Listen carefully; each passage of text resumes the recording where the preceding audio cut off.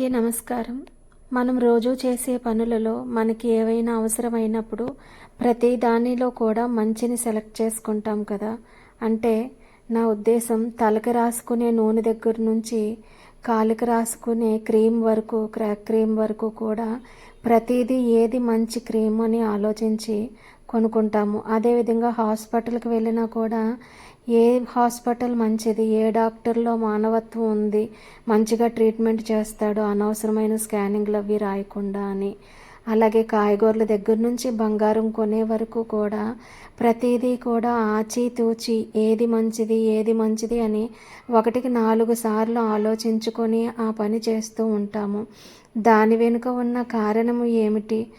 అందరికీ తెలిసిన విషయమే కదా. మనకి మంచి జరగాలి, మనం చాలా బాగుండాలి, మన కుటుంబం అంతా బాగుండాలి అనే ఆలోచనతోనే కదా ప్రతి దానిలో కూడా మంచిని చూస్ చేసుకుంటాం.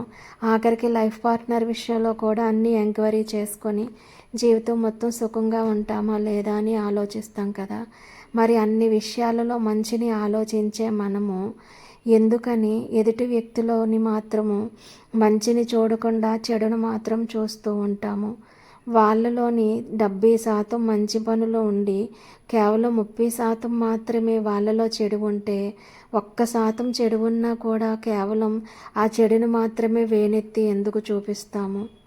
కొంతమంది మహాత్ముల బోధనలో ఉంటుంది, నీ లోపల ఏముంటుందో ఎదుటి వ్యక్తిలో కూడా అదే కనిపిస్తుంది అనేసి.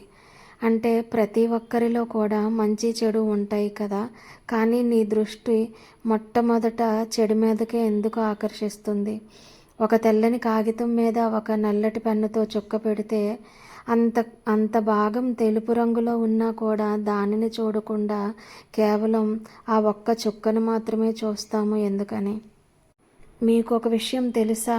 మీరు ఆలోచించే ఆలోచన, చూసే చూపు, వినేది మొత్తం అంతా కూడా మీ సబ్కాన్షియస్ మైండ్లో స్టోర్ అవుతుంది.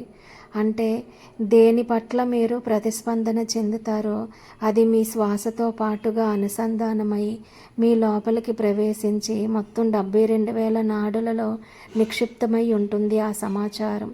అంటే ఎంతమందిలో మంచి ఉన్నా కూడా మీరు చెడును మాత్రమే చూడగలుగుతున్నారు.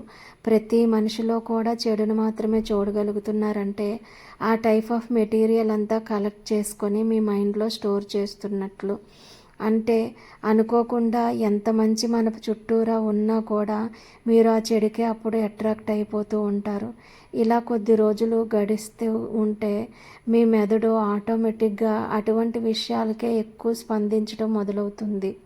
చూసే చూపులోను, వినే దాంట్లోనూ, మాట్లాడే దాంట్లోనూ అన్నింటిలో కూడా మీరు అటువంటి విషయాల పట్ల ఎక్కువగా ఆకర్షితులవుతూ ఉంటారు. అంటే మీకు తెలియకుండానే మీ మైండ్లో ఒక స్లో పాయిజన్ ఇచ్చుకునేది మీరే అవుతారు.